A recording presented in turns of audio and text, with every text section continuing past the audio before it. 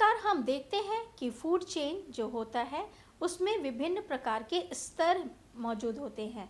मतलब एक जानवर जो दूसरे जानवरों के द्वारा खाया जाएगा वह एक स्तर बनाता है जिसको कि हम ट्रॉफिक लेवल कहते हैं, जो कि हम आगे उसके डिटेल में देखेंगे। अब यह जो फूड चेन होता है प्रकृति में कहाँ कहाँ मौजूद होता है? क्या वो सिर्फ जंगलों में होता है? क्या वो सिर्फ हमारे आसपास होता है? नहीं, यह जंगलों में भी अलग अलग तरीके का फूड चेन मौजूद होता है, हमारे आसपास भी होता है, हमारे बाग बगीचे और यहाँ तक कि तालाब और नदियों में भी फूड चेन पाया जाता है। अब नदियों में कैसा फूड चेन होगा? नदियों में होगा जो ज़ूप्लैंक्टन्स, जो छोटे छोटे पौधे होते हैं जो छोटी मछलियाँ खाती हैं, छोटी मछलियों को बड़ी मछलियाँ और फिर वह शार्क के द्वारा खाई जाती हैं। इस तरीके से यह नदी और समुद्र में भी एक अलग तरीके का फूड चेन मौजूद होता है। तो फूड चेन जो है वह हमारे आसपास सभी जगह मौजूद होते हैं, क्योंकि हम अपने भोजन के लिए दूसरे जीव पर निर्भर रहते हैं। तो इस प्रकार हम देखते हैं कि हमारे आसपास में बहुत सारे फूड चेन मौजूद हैं। क्या ये फूड चेन आपस में एक दूसरे से कभी कनेक्ट नहीं होते हैं? क्या वह एक दूसरे से इंटरैक्ट या एक दूसरे को काटते नहीं हैं? जैसे कि अगर मेढक है तो उसे सांप खाता है, क्या सांप को फिर चील या ईगल खाती है?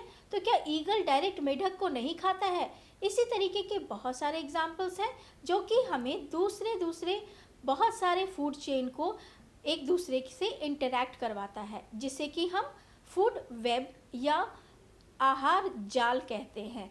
तो आइए अब हम आहार जाल की परिभाषा को अच्छी तरीके से देखते हैं। खाद्य जाल या फूड वेब पारिस्थितिकी तंत्र में विभिन्न खाद्य श्रृंखला मिलकर एक जाल का निर्माण करती हैं, जिसे खाद्य जाल कहते हैं।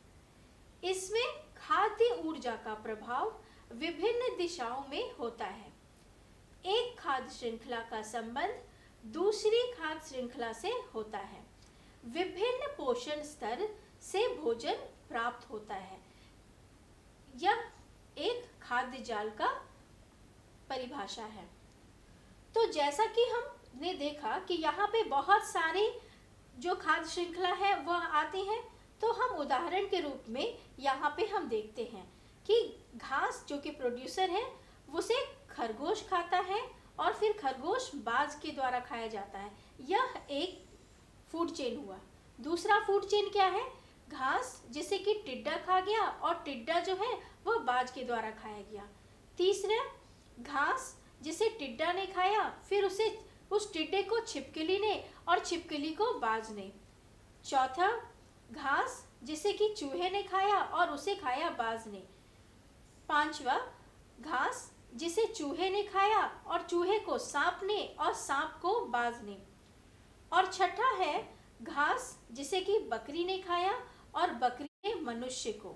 तो क्या यह जो हमने सीधे सीधे फूड चेन लिखा है, क्या यह आपस में एक दूसरे से कनेक्टेड आप लोगों को दिख रहे हैं? अब देखिए टिड्डे का पोजीशन देखिए। टिड्डा यहाँ दूसरे पोजीशन पे है, यहाँ भी, लेकिन उसके बाद यहाँ बाज तीसरे पोजीशन पे है, लेकिन यहाँ इसमें बाज जो है वो चौथे पोजीशन पे चला गया।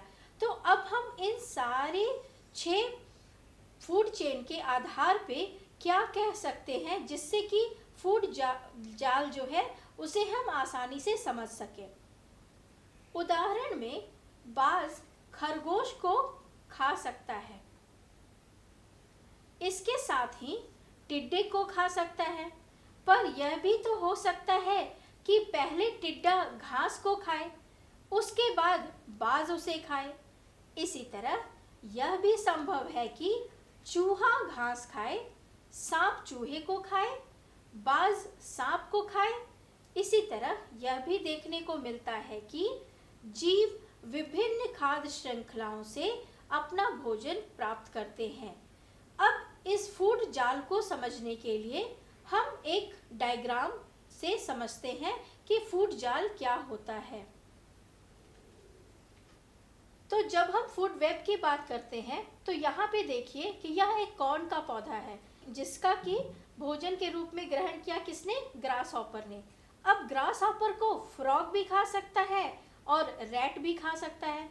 जब ग्रास हॉपर को चूहे ने खाया और चूहे को सांप ने, तो यह भी एक आहार जाल बना और ये सांप जो है वो ईगल के द्वारा खाया गया। लेकिन जब वो ग्रास हॉपर फ्रॉग के द्वारा खाया गया तो फ्रॉग भी फिर सांप के द्वारा खाया गया, तो यहाँ से यह एक अलग फूड चेन बना। उसके बाद अगर फ्रॉग को डायरेक्ट ईगल ने खा लिया तो वह यहाँ से कॉर्न, ग्रास हॉपर, फ्रॉग और ईगल एक अलग फूड चेन बना। अब इसके बाद फिर देखिए कि अगर कॉर्न को ग्रास हॉपर ने खाया, फिर उसे चूहे ने खाया, चूहे को डायरेक्ट ईगल ने खा लिया, तो यह भी एक फूड चेन है। उसी प्रकार से हम देखते हैं कि लैवेंडर फूल जो होता है उसे बटरफ्लाई ने खाया, बटरफ्लाई को ड्रैगन फ्लाई ने खाया और ड्रैगन फ्लाई को थ्रस नाम की चिड़िया ने खाया और उस छोटी चिड़िया को फिर ईगल ने खाया।